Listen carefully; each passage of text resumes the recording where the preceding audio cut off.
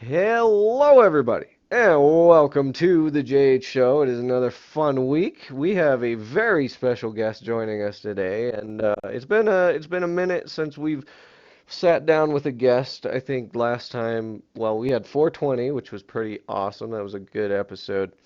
I really enjoy the 420 episodes we do here. We're pretty 420 friendly, as you can tell.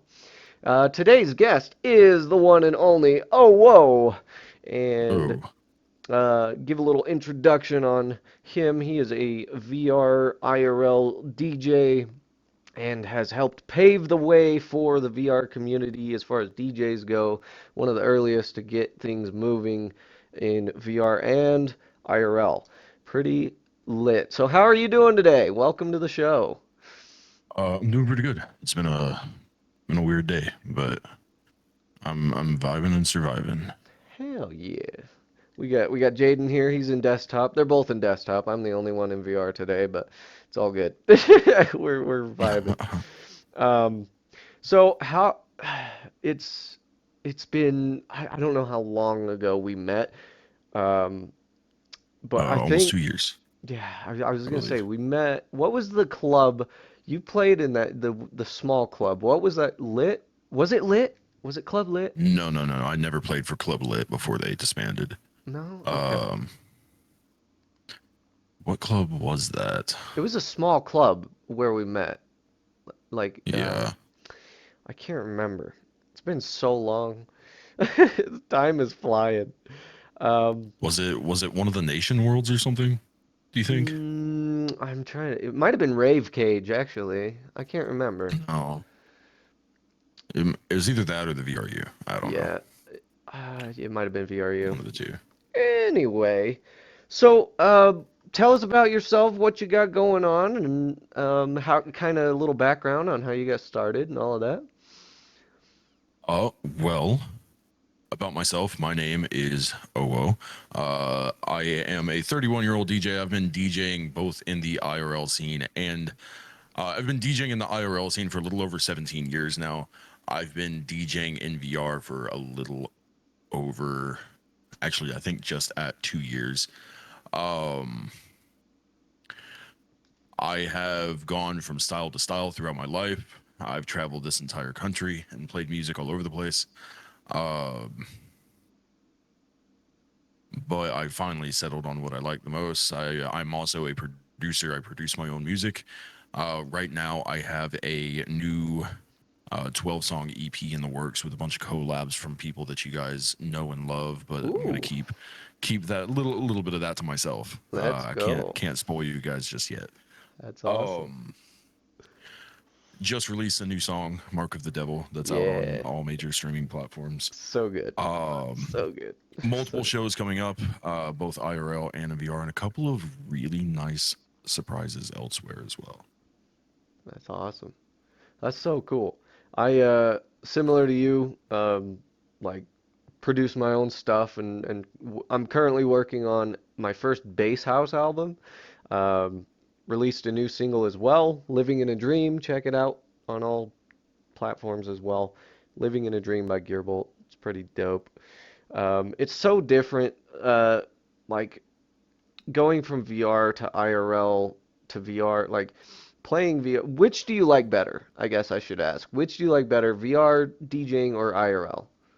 Well, I mean, each has their own benefits, their own Yeah, aspects that I enjoy more. Uh, honestly, IRL, I enjoy being able to be there to physically touch and interact with the people that enjoy my music. And physically touch sounds a bit sus, doesn't it? yeah, I enjoy the interaction of being able to meet people. I've had people ask me to sign shirts and hats, being able to sell people my merch and see their faces when they actually buy it, watch them put it on, stuff like that. That's what I'm referring to. The VR scene, however, I enjoy because it doesn't matter what time of day it is, there's always something going on, and my music gets to spread not just to my area, not just to my region, but to the entire world, right. essentially. Yeah, that's so cool. It's we've talked about it on the podcast before. I had Do you remember Mend Your Mind, the first one they did? I do. I do. Yeah. Yeah. Did you play for Mend Your Mind? I played from In Your Mind 2022 Okay. or 2023. One Yeah. of those two. I didn't play for the first one, Okay. but Yeah, so after Mend Your Mind, the first year they did it, I had we did a full podcast with like a bunch of DJs from that event. It was so cool because we had this whole table just filled with DJs. We were all talking about music and stuff. It's so fun to like just talk about because we all like have our kind of little quirks and stuff. Um, what I was gonna ask you is where did you get the idea for like the model, your style, the headpiece, like where'd that come from? so the headpiece, where the headpiece came from is that's an actual helmet that I wear IRL on stage. Where that came from, honestly, I don't remember. I so a little bit of background for myself. I come from a very strong addictive personality. I used to be addicted to a lot of heavy party drugs. Oof. Uh, I'm sober now, thank God. But back then, I'd have ideas all over the place. Some of them have stuck with me, some of them haven't. I don't remember where the idea for OWO specifically came from, but Well, and to let it everybody know, originated. he didn't used to be Oh. Yeah, yeah. Yeah. Well, OWO was the original. OWO was the original IRL handle, and Mm, then the name that you first met me as Taters. Uh, we I it was my gamer tag on everything for the longest yeah. time, just because I wanted, you know, I wanted to keep things separate and have, you know, my identity and my friends for this, my identity and my friends for this. I didn't want to let my gaming friends know what kind of crap I was doing at these parties and stuff like that, because a lot of them would not approve. Mm, Um, so one day I logged into the VR chat and then I found the rave scene. Then I DJ'd my first show in VR chat, and thus Taters, the DJ, was born. yeah. But I got real tired real fast of trying to. Uh, I already don't have a lot of time, and I got real tired real fast of trying to manage two separate personas, two separate entities. So I finally just bit the bullet, rebranded the Taters project to OWO to put everything under one handle. Yeah. Thus, the model was born. I brought the helmet in with me into VR chat. Excuse me. I brought the helmet with me into VR chat, uh, which in turn added a lot of different functionality to the helmet itself. Stuff like the light up eyes, the different facial expressions, and all that. It was really cool to see something that was designed IRL take life in this game. Yeah. Yeah, it's it's always interesting because when I like tried to get a style, a look, because every DJ has, well, not every DJ, a lot of DJs have a style or a look. Marshmello, yourself, they're, Daft Punk, they all kind of have their, look, their signature look. So when I was trying to like put together a look, I was like, what do I want to go for here? Like, and playing music was so magical to me. I felt like a wizard at the decks. So I was like, let's try and go with like a wizardy look. I got this robe and a dope ass like custom skull steampunk mask, and then like the tux top, and it just worked. It's so fun to like once you have it set up and the way everything comes together. It's just so fun to be like, this is me. This is Oh how it yeah. is. Yeah, Um, I get told all the time I'm a completely different person on stage than I am, oh sitting right in yeah. front of you. So, and I do remember where the name Owo came from. Backtracking to that a little bit. Um, I remember we were sitting there and I was making some music in Ableton with a couple of friends of mine IRL, and we did something.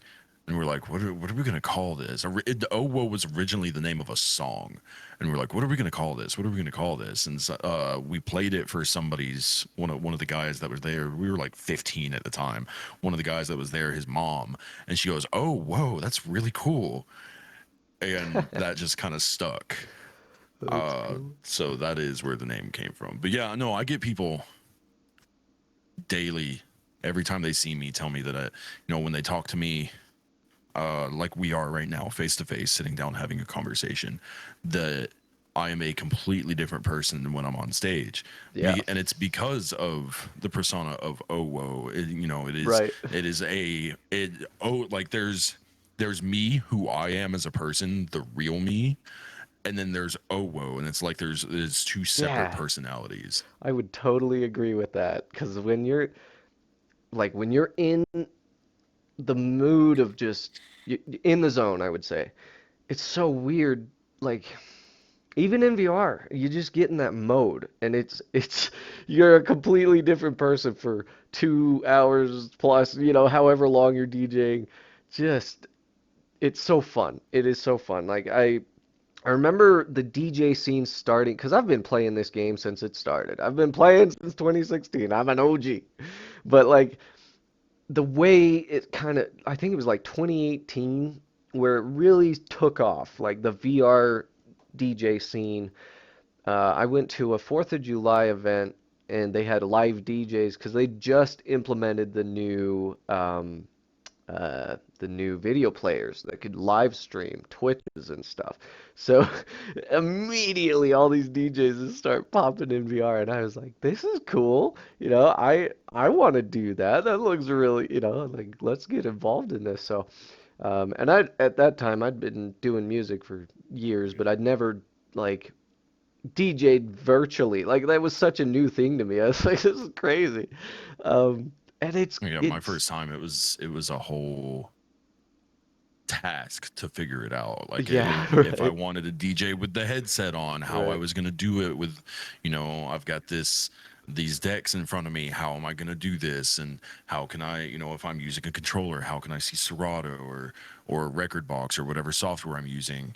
It was a whole process figuring out how to do it. It's so wild. Like thinking back of when I started, like the setup I had, my little SB3, and then I had this shit camera like pointed down, straight down on on the mixer, and like I didn't show my face, early days, but it's like you work step by step, and it's so cool to be a part of the VR DJ scene and be kind of a pioneer of the future.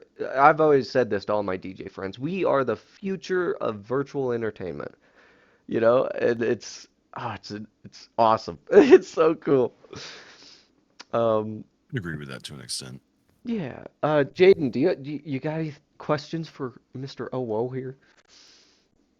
One question that I always kind of think about is, like you said, when those like TV screens started like popping up everywhere in VR, is it anyone with fucking like voice meter or some other software to play music through their mic is like, oh yeah, I'm a DJ, bro. I play for like 6 different clubs and like, do y'all ever like, how do you feel about those types of people who are like, oh yeah, I DJ at the Mirror and drinking Um, night. I'm a DJ. Like, what do you think about those people? Well, I mean, everybody's got to start somewhere, Yeah. you know. I know some guys that are fantastic on a set of decks right now that started out as Spotify playlist DJs. Do I necessarily approve of that method? It's, in my opinion, it's almost as iffy as ripping people's tunes off of Yeah. YouTube and SoundCloud. Just because you're playing out somebody's copyrighted material Hmm. without giving them some kind of compensation for it. Like buying. I can't stress this. If anybody's watching and Yep. is He's what he's considering about to say. wanting to become a DJ, and I can't stress this enough, buy your music. Buy your music. That support the artists that put out these tunes, because without that support, without that backlog of income that they're receiving, you may not think that 99 cents a track is really going to help out Joe Schmo all that much, but I've been in those situations where that royalties check for one of my songs has come in clutch. You have no idea how much it means to know that one of our songs has sold. Yeah. Um, Yeah. It's well, and so to play off of what you're saying, every time someone, because I just had a friend, his name's Jackson. He just got a SB 200, a little small deck, and I was telling him, if you really want to get started, get whatever software you prefer, or whatever works with your mixer. If you're gonna get music, just like Owo said, buy it. Do not download it off of YouTube yeah, I because mean, here's the thing: a lot of services that you're gonna rip it off of, like Beatport or yeah. SoundCloud or something, offer a subscription service that works with most DJ softwares, where your entire Right. library of liked music will show up in your software anyways. And you So can just buy the import it. subscription because some of that Yeah. goes to help the artists that make the music. Um, Getting back to the original question at hand, how do I Mm. feel about these guys uh that The are using mics, stuff like well playing in-game through your mic is mics. one thing, playing through your in-game mic is one thing if the world doesn't have a video player. I even have done that. I'll Yeah, go I into a have black too. cat That's how I and started. just still to this day I'll go into a black cat and turn it as low as I can get it so it doesn't clip the mic Yeah. and just sit there and spin, and that's how I bring new people into the VR rave scene. um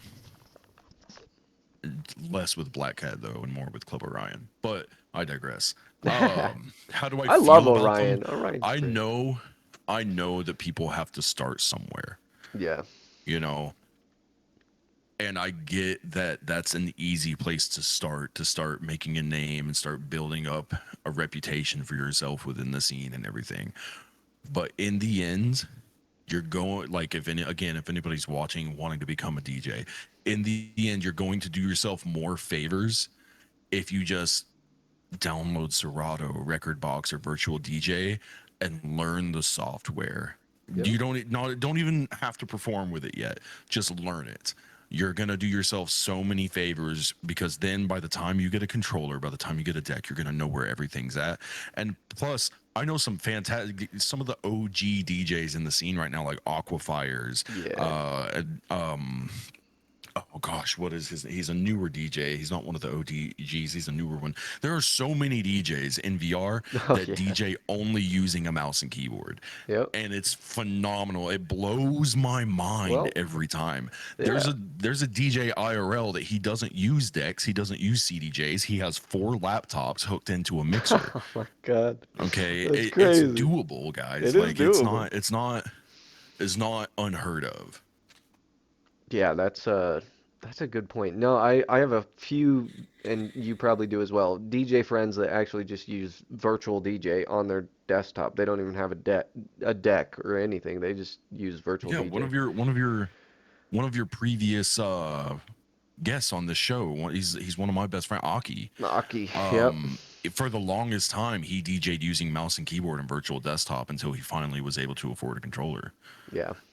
Like it's virtual DJ is probably the better one for mouse and keyboard DJing. But what I'm saying is instead of just making a playlist on Spotify or SoundCloud, get the software and use mouse and keyboard because then at least you're doing yourself a favor, your future self a favor by learning this software. Yep. 100%. And then, once you're just kind of like Aki, you get to that point where, hey, I can afford a mixer, and you get one, and then now you know the software. It takes a minute. The learning curve is very interesting with like the decks and everything because different decks have different options, but all of them they all work the same. They all have the same base functions, but there are so many different decks out there, and there's a lot of options for new beginner DJs. And so, like my friend Preach, man. Jackson, he just started and he got the little SB200. It's a great starter mixer. It's got everything you would ever need. Um, and the learning curve, like you're saying, going from say you use virtual DJ, if you know the software well enough and you go to something like Serato or Record Box, you're going to know where everything is and kind of how everything works to a point. I mean, there is still a little bit as far as software goes that you got to learn, but you have the basics, and it's really cool to see. I think there's a weird separation going on right now of the VR DJs where a bunch of us, a lot of OGs are getting live shows now. And then there's a Yeah, huge influx of fresh new DJs coming to the VR scene, which is so yeah, cool to see. I love it. man. Uh, don't let the mindset of you have to have the best gear now stop you from DJing in VR. Um, and getting to a point where Gearbolt's talking about where you're getting live shows and stuff now. Yeah, I have two of my really good friends right now, Cyber Usagi and Crimson. Both are DJing on a DDJ 200. Phenomenal techno and bass house DJs. Phenomenal techno and bass house DJs. Uh, Super ready to play live shows, and they haven't been DJing that long, and I would put them on a lineup for a live show. Hell yeah. Um, so don't let this whole idea of gotta have the best gear now Yeah. consume you, because it's stepping stones. I even started out. I remember what I started out on was it's an old company called EasyJ, Oh man.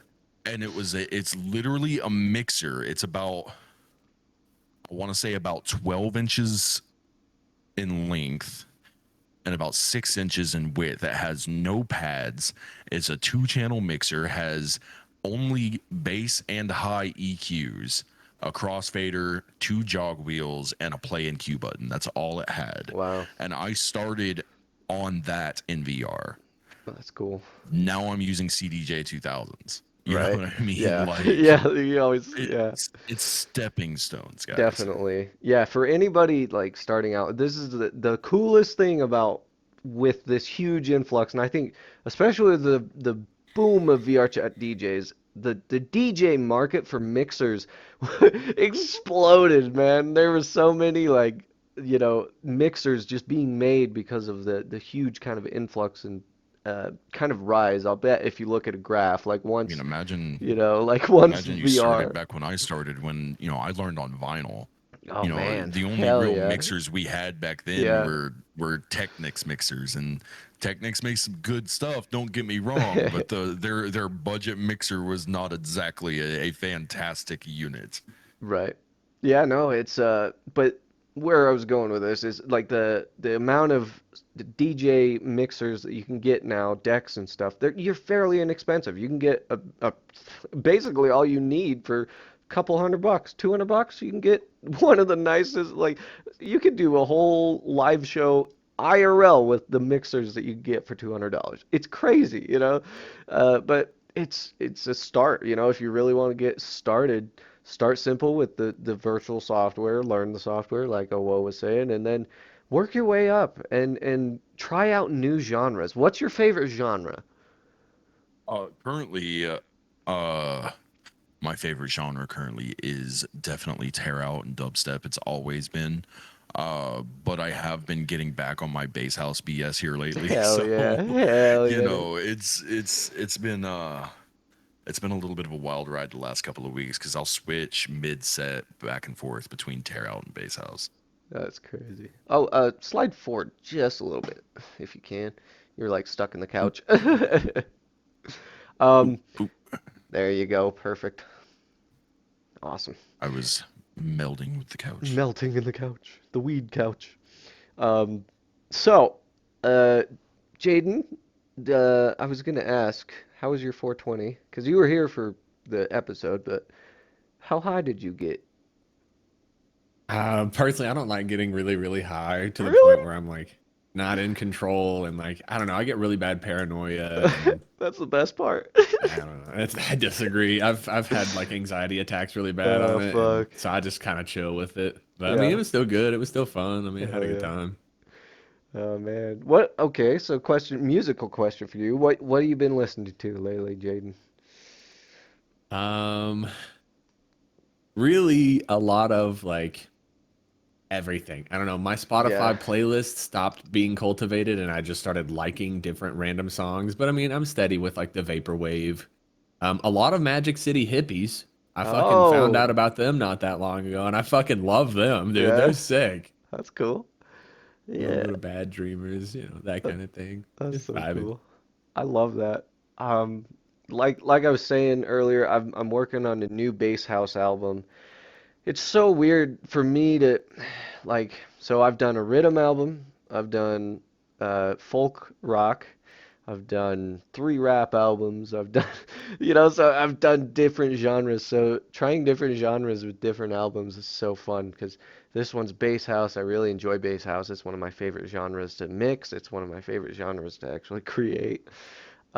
Rhythm is Aki. So when we did Mend Your Mind, Aki played one of the most amazing sets I've ever seen. And I was like, what is this genre? I could not figure it out. I wasn't sure what it was. And Aki, after his show, was like, oh yeah, it's called Rhythm. And I fell in love. I loved rhythm for a long time. I've kind of fallen away from it now because there's so many people that play rhythm now.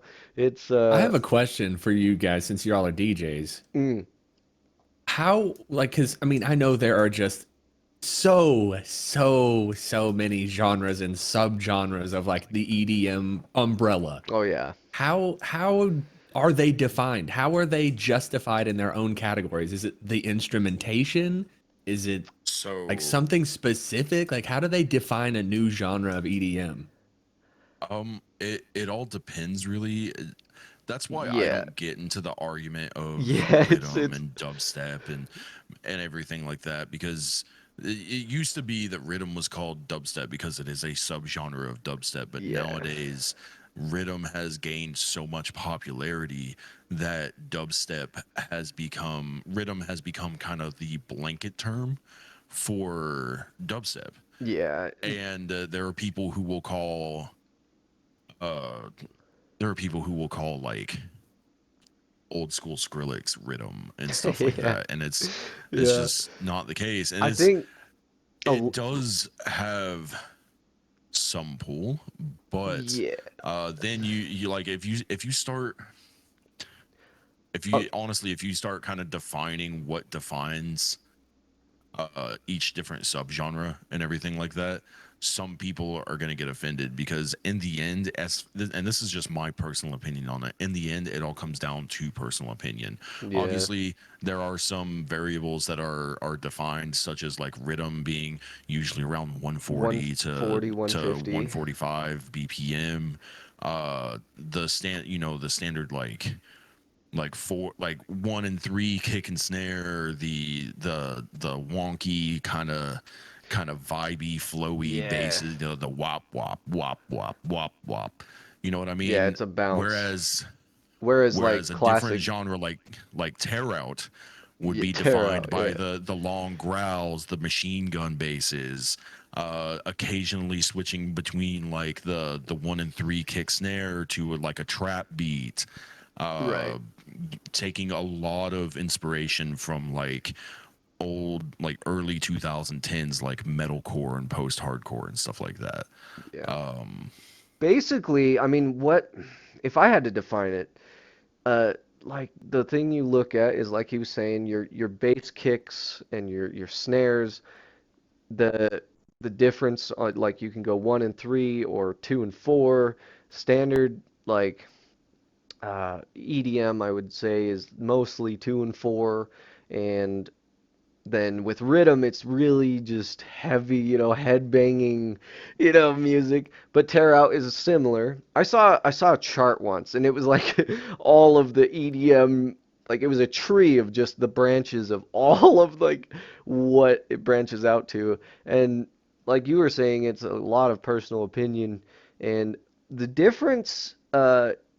Say you take Wobble. Wobble is one of my favorites to play too, but the reason Wobble is so like definitive is because it's wobble. You can, you hear the wobble, but there's some rhythm tracks that have wobble included in them. So it's so, they blend together and I don't, that's just it's hard to kind of narrow down If into you start getting into the whole trying to define a subgenre that your yeah, it's opinion differs than somebody else's, it's the same thing as rehashing the fight of the name change that Rhythm recently had between Rhythm and Trench. You're yeah. gonna upset, you know, if you start calling it Trench, you're gonna upset the people that call it Rhythm. If you start calling it Rhythm, you're gonna upset the people that call it Trench. There are people out there, such as my friend Abaddon, that could tell you the difference between the two, but personally, I don't know what it is. Yeah, So I wouldn't either.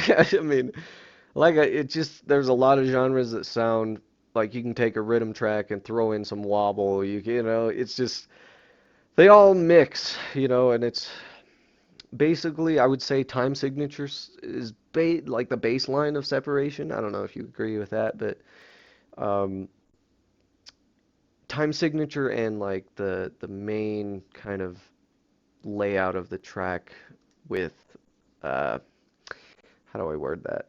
It's complicated, but yeah, that's a great question. I'm glad you asked.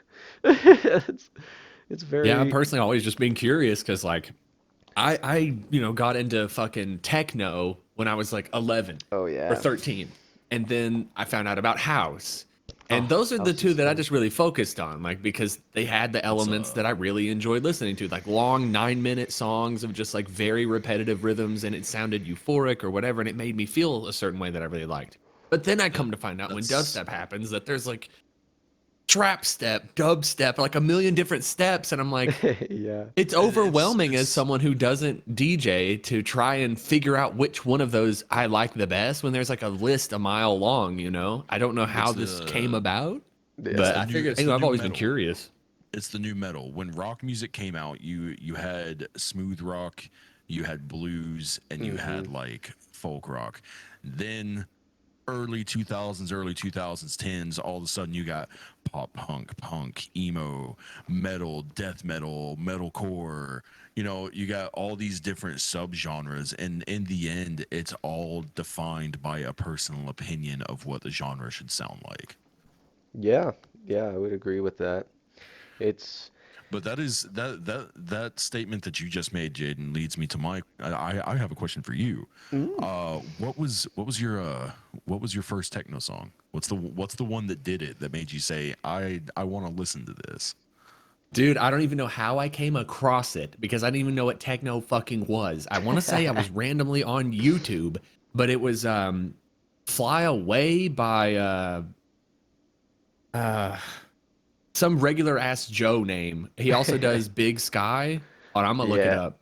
Yeah, It's I a know. big Yeah, sky yeah, yeah. we That's a love, great one. we live.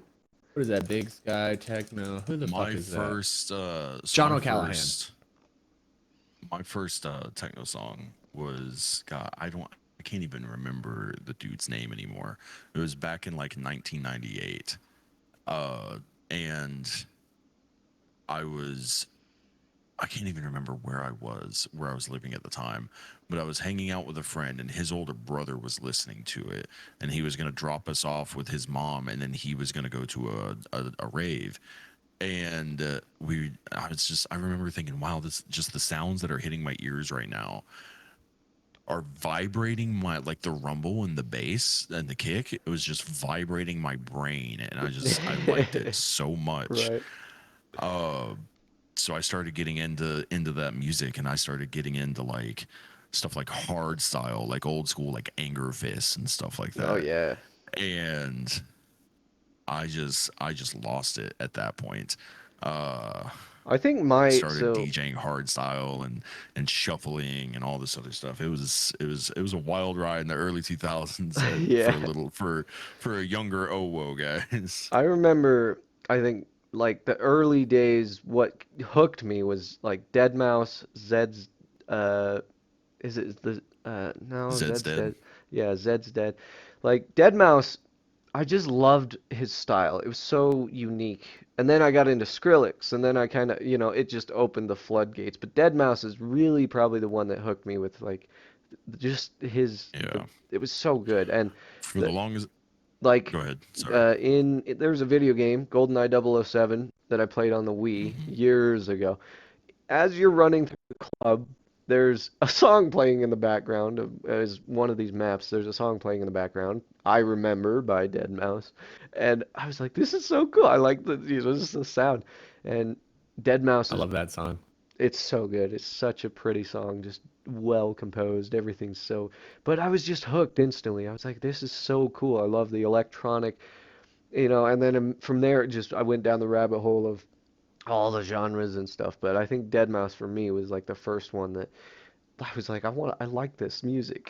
So, Yeah. There was a moment around the time of 16 years old for me, I think it was, where I stopped doing electronic music for a while. I went over to like metal and metalcore and everything. oh yeah. And I remember it very clearly. I was sitting in my living room. I was doing some homework for school, and I had MTV on in the background. This was back when MTV still played music. Yep. Um, and Crazy Frog came on, Yeah, dude. Oh and it was shit. like a couple days after the debut of the song everybody knows. Oh yeah. And I remember putting down my pen, like putting down the pen that I was using, standing up and just looking at the TV and being like, this hits. Like Yeah. I made a mistake. I didn't need to go anywhere because this is waking something up. You know what I mean? Someone in the chat said ska. Ska. Ska's not bad. Uh, I like, so I don't know. There's not, I guess there's only really one genre of music that I'm not a fan of, and it's modern country. I fucking hate modern country. It's Oh terrible. jeez. It's fucking terrible. I can't listen to it. There's a few artists, now don't get me wrong, not all like I'm not gonna modern stuff. say I'm not gonna say it's not music, but It's all the country's same. not music. I'm It's kidding. all the Okay. same. It's all the same shit. I like the old stuff. I love the old shit. And like when newer artists like um why can't I think of his fucking name? Barnes Courtney, good one. Like just newer artists come out with these uh older sounding in older inspired music like Johnny Cash inspired stuff. That's really cool. I really enjoy that. But I can't listen to the new stuff. It's it's so horrible. I'm just not a fan. That's really the only genre of Yeah. music I can't listen to. I'll listen to everything. I listen to music that isn't even in English. I love Celtic music. I love, like that Oh vibe of yeah. If Irish you and listen Celtic to a music. couple of if you listen to a couple of my original music, you'll find some like Viking chanting and Yeah. even some Japanese influence in it. Oh, that's dope. So I completely understand where you're coming from on that. Yeah. And people are gonna hate me for what I'm about to say. I can't stand K-pop. I'm sorry, K-pop fans out there. It's not So for me. listen, I gotta go. I'm kidding. I'm I kidding. Uh, I've we never we stay really in a got into BTS it. set. Yeah, I just never got into it. It's not for me. I'm not a fan, but those of you that like it, go for it. I love anime. I love anime and then like all of that, but as far as the music, like BTS, it's not for me. But Yeah. No. I like remixing it. That's about it. yeah. Fun. Um, yeah, so like you were saying with Crazy Frog, that song, like in '05 when YouTube, blew up, Crazy Frog, I remember my friend like on the computer, these old fat computers. He's like, "Yo, you gotta check this out," and he's like, "This song's crazy." And they had the music video, and I was like, "What is this?" But it was so catchy, it was just immediately catchy to the ears. Um, Yeah. Crazy Frog was also my first like sort of introduction into visuals oh and yeah. into animated visuals and everything because I remember watching that music video and just thinking, man, this is wild. Yeah, it's so crazy to see how far just technology in general, and being a tech nerd myself, I love tech shit. Just tech in general is so fun, and we've come so far. We've come so far from just in my lifetime alone, it's just insanity how fast things have moved. And now we got AI and Chat GBT. Like, Yeah. it's so crazy. What do you think about Chat Yeah. GBT? I'm not even gonna lie to you, man. Half the announcements for my Discord server for like me as a DJ and as an artist, the Discord for that, half of the announcements for my events and stuff like that are written by ChatGPT. Oh, really? Oh, that's Yeah. cool. That's really cool. Yeah, because I'm bad with words. Sometimes I when it am comes to too. typing, I'll sit in front of a screen that just go blank. So I'm just like, hey ChatGPT, I need an announcement for this DJ event happening on this day at this time. So Yeah. So your earlier music, do you write lyrics and like actual do you sing and stuff too? I do, however, you will probably never hear me do it out loud. That's fair. I It is very rare that I will stretch the old pipes for some people. mm.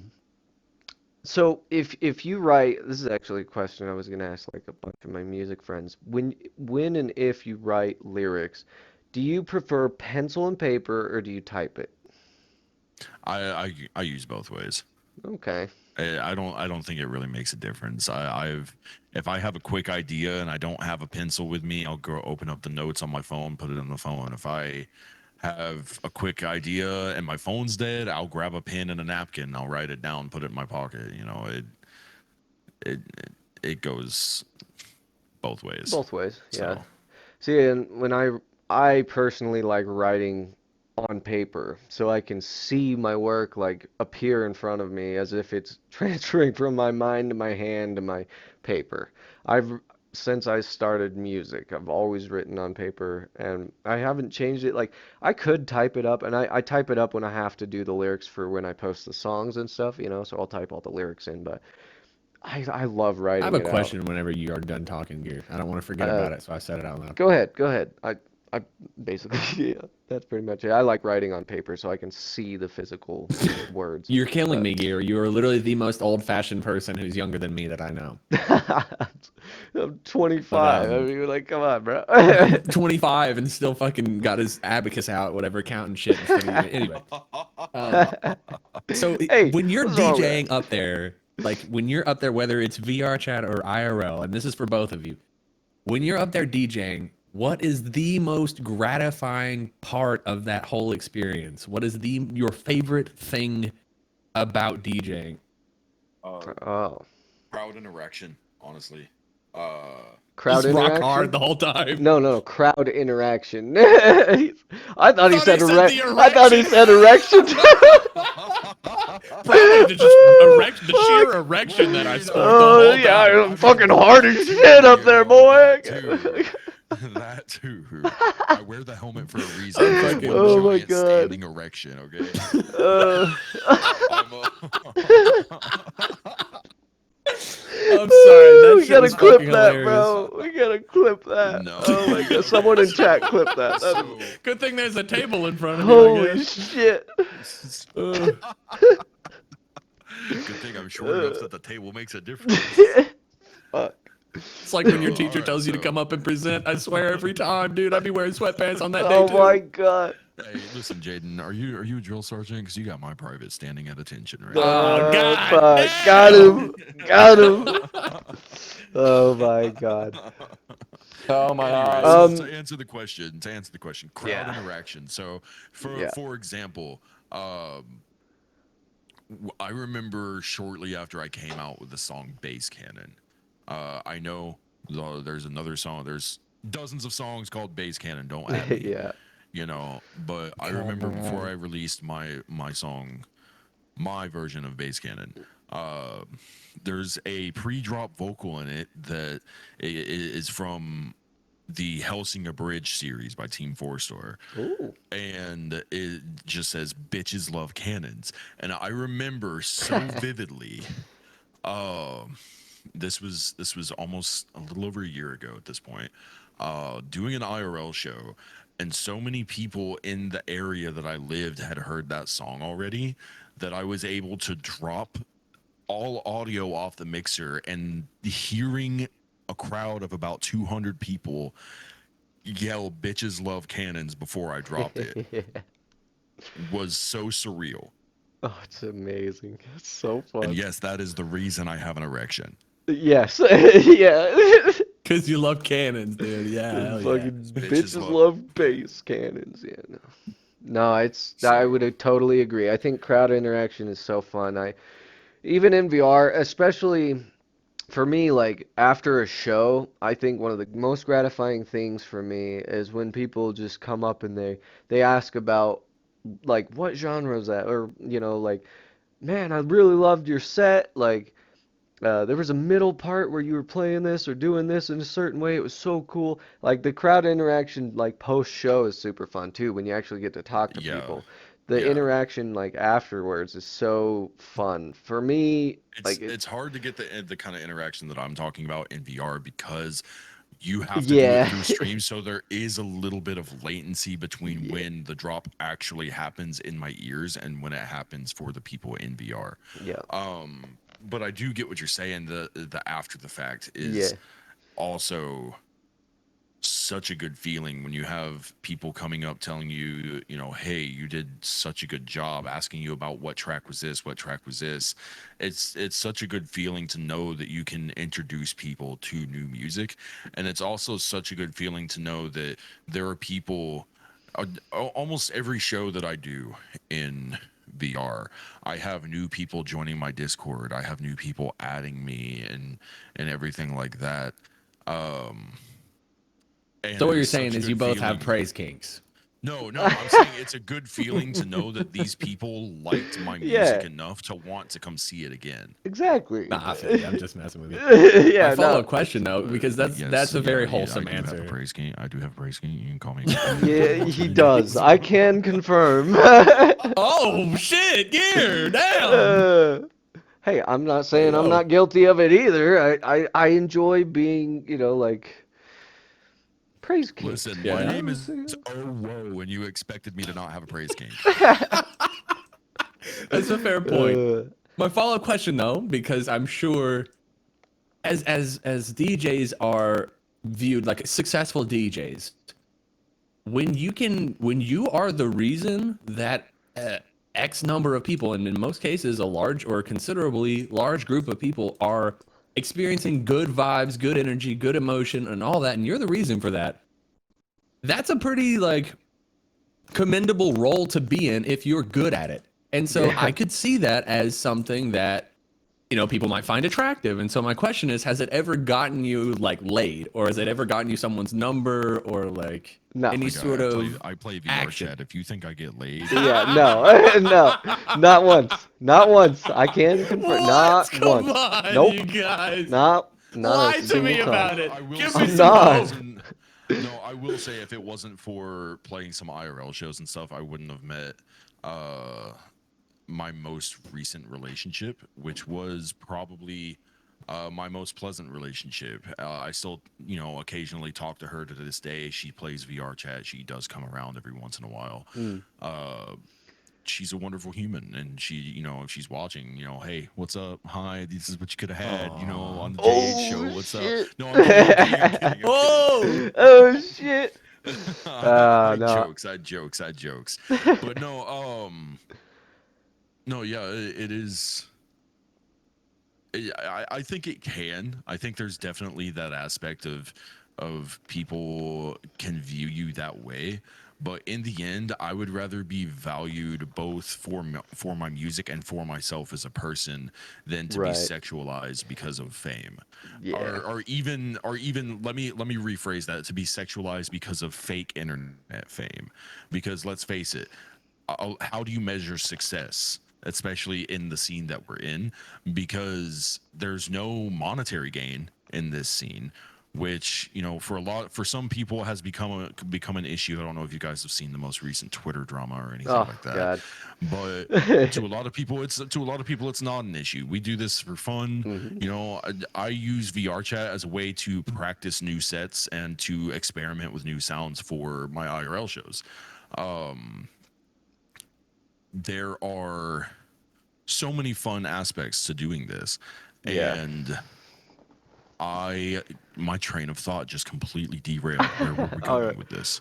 Think about it. I'm Um, gonna kind of answer his question. I've never had any like I don't know. I don't get on VR very much unless I'm DJing because I don't know. There's been times where people just constantly send me invites or people are joining me like crazy. I like if I'm on Blue and you probably have the same shit, people just join. They're like, they want to see if you're live DJing and stuff. So I don't get on very much for that reason. But I've never had like somebody after a show or something be like, "Hey, baby, you want to go to another world and ERP?" Nothing like Now, that. I will say, when I used to play for a lot of the drinking clubs, yeah, I had that all the time. Drunk girls or club owners or something that wanted to like go ERP or something, but I don't do the whole ERP thing. I don't know. To me, Yeah, I no. don't get it. So it never really ended well for Yeah, them.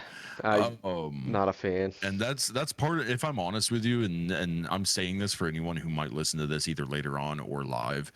If you're a club owner or you're a club goer that goes to these drinking clubs, stop doing that to the DJs, because Please. it I'll be honest with you, in the end, in the end of it all, it made me so uncomfortable half the time. I'm not gonna lie. There's reasons why I stopped playing for certain clubs, and half of them Yep. have to do with people sexualizing and stuff like that, and it's running rampant. Um, Well, and but then yeah, and then there's certain clubs. So I'm not gonna mention the club, but they've asked me to DJ multiple times, and I've DJ'd for them maybe 6 to 10 times. I don't know.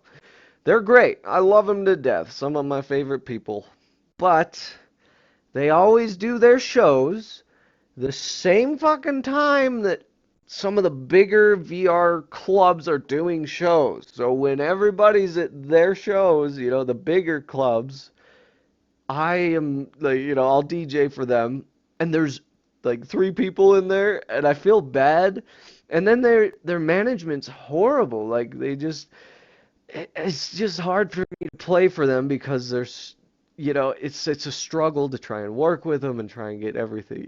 Their Discord notifications are they don't even notify people in advance. They notify them like an hour before so you got to give them a little more heads up for shows. Just there's certain clubs, and I don't know if you can relate to that, where it's like, I love you guys to death, but I can't play for you because you're so frustrating to work with. oh yeah, absolutely. There have been clubs that I've been on staff for that Yeah. I will go and I will staff the events and I will help book people and I will get things going for you, but I will not play for you because as a artist, it is hell to work with it. Yeah. Yeah, that's, and I just got asked tonight by that group. I'm not gonna name them, but it's like, I love you to death, but I'm not gonna play for you again. I'm sorry. There's so much more opportunity out there. And this is another thing that's like kind of crazy. There are so many VR chat clubs. I can't even it's ridiculous. And being able to play for all of them, I've probably played for I don't even know. So many clubs. But it's, and you get different interactions. I think VR chat drama, I've seen clubs killed because of VR chat drama. It's, you Oh know. yeah, that's why there see it takes a very dedicated person. It takes a very dedicated team. It takes very dedicated talent to keep a Yes. club in VR alive.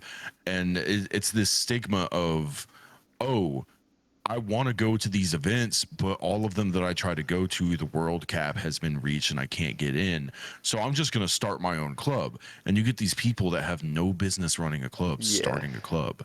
Yep. And then it just turns into a huge dumpster fire of a Mm-hmm. situation, where you end up with all this stuff on all over Twitter. That's another thing. VR chat club scene. Keep the drama off Twitter, dude. I just Please. want to get on there to look at memes, and you guys are Right. ruining my timeline. Keep Uh, it off Twitter, please, for the love it's of God. Um, but it fucking Can I say that in a podcast? I don't know if I Yeah, can. Anyways, just fucking swear all you um, want.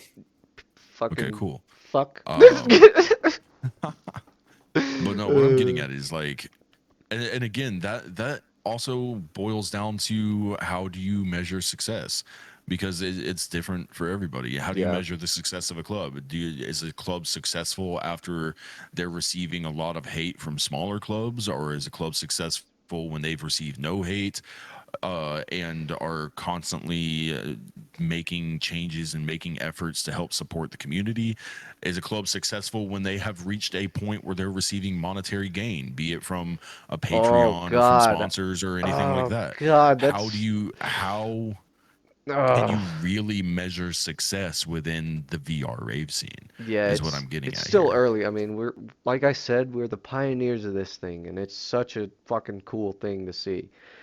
But now that you mentioned monetary stuff, there is so much bullshit. I think you made a tweet about the monetary thing Oh with yeah. paying DJs in VR, and it's like, I don't know. What are your thoughts on the whole thing? So my thoughts, and I'd like to just leave it at this. Um, there's so much talent in the VR scene. Do I think that they deserve to be monetized and deserve to be supported by their community and by their fans? Absolutely, I do. I think that the people who genuinely enjoy their music should support them. Do I agree that there are other means of supporting them besides the club paying them? Yes. Yeah. Twitch donations, stuff like that. But let's be real. In VR, and this is the reason why Twitch donations, in my opinion, don't really work all that well. Uh, how many times let's say you're Joe Smo club goer, you're going to an event, you've already been drinking, you're in your headset, you're having a good time. How often are you actually going to take off your headset to open up Twitch and go find this guy's channel and make a donation on the channel? It's not Right. that often. But I digress. That's a whole other argument in and of itself. What I'm getting at, do I think monetization in the VR scene is going to happen? Yes, it is Yeah. inevitable. A It hundred it, percent. it I will yeah. happen eventually. 100%. Do I think that this scene is anywhere ready for it? Fuck No, no. it will be It'll be a years upon fucking shit years to come show. before this scene is monetized. It'll be a fucking Do I shit think show. do I think that it's going to ruin the scene in VR? No. No. There's still free shows IRL. There's paid shows IRL. There can still be free shows here. There could still be paid shows here coexisting in a space where it all belongs. Okay? It's not going to be the end of everything if the scene monetizes. However, I do think that it will be many, many, many years before it does, and that's where I'll leave that topic because Yeah. I don't care for the topic. I do VR It's just to have fun. Every once in a while, somebody will donate and everything, and I'm grateful for everything that I get. But uh, it's too touchy of a subject to really, yeah, really form any kind of major opinion on at this point. it's wild because I know of like two clubs that do pay their staff. They have a Patreon. All of that money goes to help pay their staff. It's like like two clubs that I know of are fully monetized. They like and Well, I the could ra- thing I could is, rattle off I could rattle off 15 different clubs right now that pay their staff and their DJs. yeah, I'm not going to because I have been asked not to, right, but yeah, same. they already like the thing that people don't understand, it already exists.